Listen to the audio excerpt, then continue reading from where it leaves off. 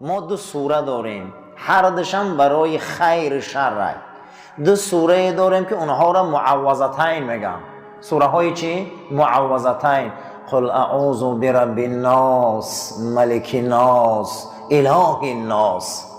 قل اعوذ برب الفلق من شر ما خلق. سوره فلق ضررهای بیرونه، بدیهای بیرونه.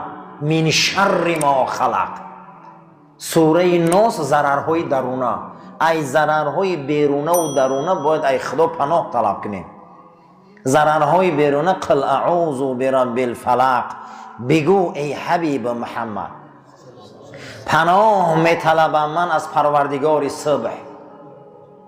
این صبح تاریک او روشن میکنه، او شب تاریک روشن میکنه، او قلب تاریک روشن میکنه، او روز سیاه سفید میکنه، او زندگی تلخی تر شیرین میکنه. از او پناه طلب کن. من شر ما خلق. از بدی هر اون چیزی که تو خلق کردی و بدی داره، من پناه میطلبم. همه چیز بدی داره در وجودش، از بدی او پناه طلب کردن در کار. همه چیز بدی داره. من شر ما خلق. مطلقی بدی را خدا خلق میکرده، بدی هم ای جانب خدا خلق شدگی ای. اما گاهی میشه که با واسطه اخلاق بد ما خودمون طبیعت زمین خدا را بد میکنیم. ای روی چی؟ اخلاق بد، تربیه بد.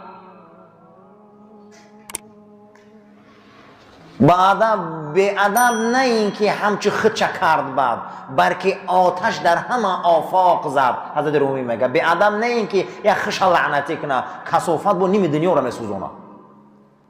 یعنی که این دنیا را پناه طلب کردن در کار. ای بدیش، این بدی های بیرونه. من شر ما خلق و من شر غاسق اذا وقب. در این دل شب چقدر زهرتی ها، چقدر ترار ها، چقدر دزدی ها، چقدر آیل ویرانی ها. این دل شب میدونی چقدر جنایت ها میشه.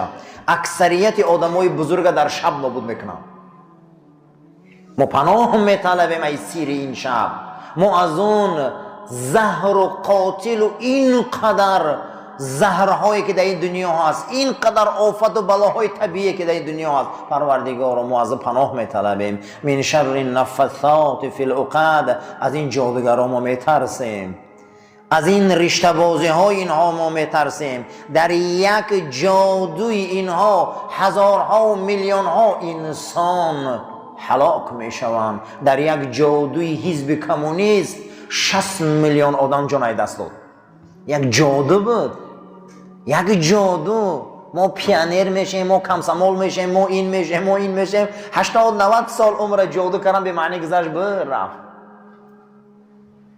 شما گمان نکنین که این جادو نیست. این دنیا جادو است. من مشکلات حاضر رنگ جادو است. یک بلای در گرفتار کردگیان، خم یک بلای ساختگیان، هیچ باور نمیکنی کدام طرف حقه. من شر النفثات فی العقد. پروردگارا از این مکارهای جادوگر، از این مکارهای جادوگر مزاج با یک بخشش از لبید ابن اعصم که پیامبر جادو کرد ما پناه میطلبیم. ما چی میطلبیم؟ پناه میطلبیم.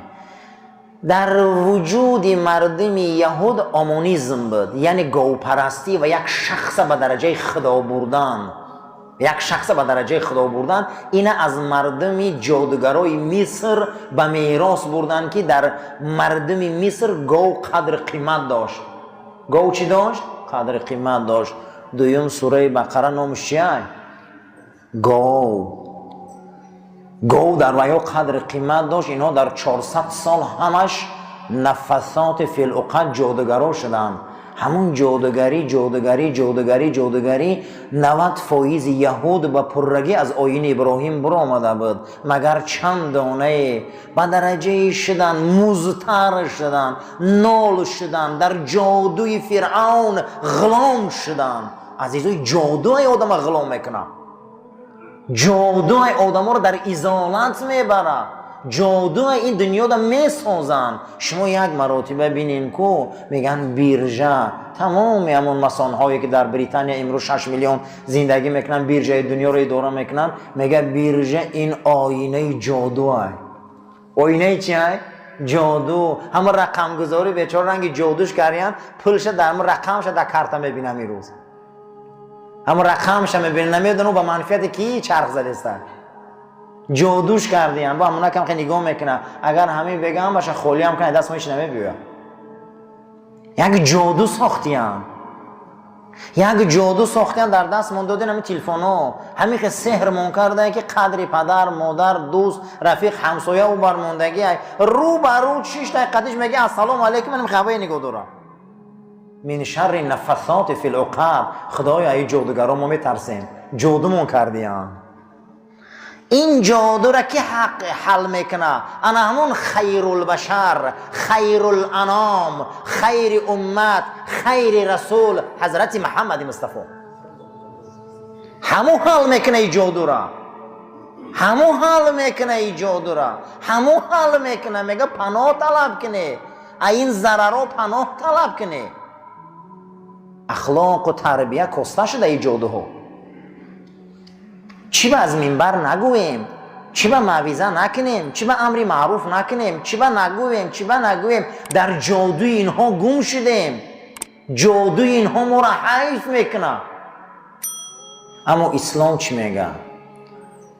ما یک زمینه موندیم که اسلام یگانه راهی که انسان نمی ترسیده بنده نفس نشود. هر انسانی که در نفس اماره داده میشه و ترسانچه کرد.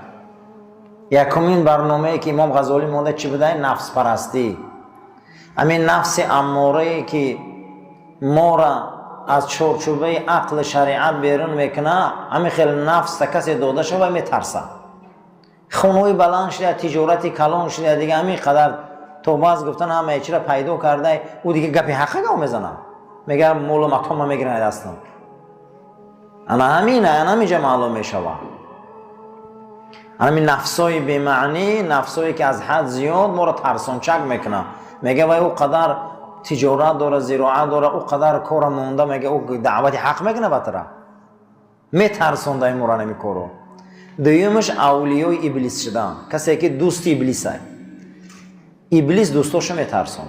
انا امروز یک سلسله بحثمون آمد از وصیت نامه حضرت امام ابو حنیفه بود. ما رسیده بودیم به وصیت نامه رقم 63. و یک روایتی که درباره اخلاق و تربیت آوردگی بود از امام غزالی هم حدیث روایت کردگی بود. حضرت ابن ماجه هم حدیث روایت کردگی بود از رسول اکرم صلی الله علیه و سلم. راوی حدیث حضرت جابر ابن عبدالله بودیان. حضرت در اینجا یک مسئله مهم موندگی بود است که عقل و جهل. یک چیز عقل میگفتین، یک چیز چی میگفتین عزیزان؟ جهل. همه ما صاحب عقلیم. در وجودی که در صاحب عقل هستیم با ما جهل داریم، نادانی هم داریم در بدن ما. جناب پیغمبر صلوات الله ربی و سلام گفته است که عقل به خودش لشکر داره، جهل هم به خودش لشکر داره. لشکر عقل 75 دانه های، لشکر جهل هم 75 دانه های. کسی گفته تا انامین لشکرها را نشناسه ندانه، گفته وای انسان هیچ محل صاحب اخلاق و تربیه پرش نمیتونه.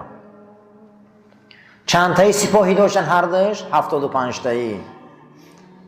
هر کسی که انامین اخلاق و تربیه اسلامی را خواه که درست به دست بیاره، باید سپاهی های جهل شناسه، سلطت های جهل شناسه، باید سپاهی های عقل شناسه، باید سلطت های عقل شناسه. رسول اکرم فرمودند یکی از همین سلسله بحثایی که حضرت کردیان که اگر شما به اخلاق کامل مسلمانی رسید و به تربیه درست اسلام رسید، گفته شما سپاهی های جهل عقل شناسید. یکمین سپاهی عقل رسول اکرم گفته الخیر هو وزیر العقل. یکم چی بوده عزیزان؟ خیر این وزیر عقل بوده. همین کتاب خمسه متحیره داشتن، همین کلاسیکای ما بزرگانی، همین نظام گنجوی داستان خیر شر داره. داستانی چی داره؟ خیر شر، بدی و نیکی، 7 اورنگ داره. یک کتاب هایی هستن که ما را چقدر به سوی تربیه و اخلاق میبیارن. اولین چیزی که رسول الله صلی الله علیه و سلم گفتگی بودن که وزیر عقل بده چی بده؟ خیر، نیکی، خیر. یک دروازه هسته که در 119 جاش خدا میگه بیدک الخیر، بیدک الخیر، بیدک الخیر در قرآن. الله جل و علا شانه امت رسول اکرم صلی الله علیه و سلم امت خیر میگه. چی و این قدر ما درین خیرمو این قبدی بسیاره، برای که ما چشم نیکبی نداریم، برای که ما چشم نداریم که خوبی ها را بینه. این دنیا همش خوبی های.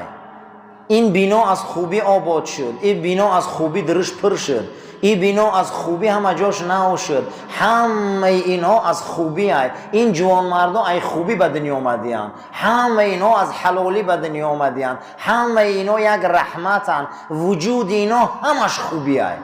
همین خیلی خیره که اینجا در چشم در کاره که اکنون عقل و وزیر داشته باشه خیره دیده تو نه. ما در درن خیریم. همه وجود رسول الله خیره، پیغمبری خیره. خیر این وزیر عقل بوده است. این خیر فقط نه که طعام تهی و نان تهی، یک بخش از او است. این دنیا به خیر آباده. بیدک الخیر درگاه من همش خیره میگم. نماز خیره، روزه خیره، دعا خیره، راستی خیره، معاملگی همسایگی خیره، همه خیره. دروازه خیر کشاده. کسی خیر داره عقلش وزیر داره. خیر یعنی درگاه او همه نیکیه. بیدک الخیر. جناب پیغمبر صلی الله علیه و سلم امتش امت خیره. در مقابل خیر شر میسته. یک سپاهی عقل خیر بده، یک سپاهی شر جهل شر بده. امروز بدی ها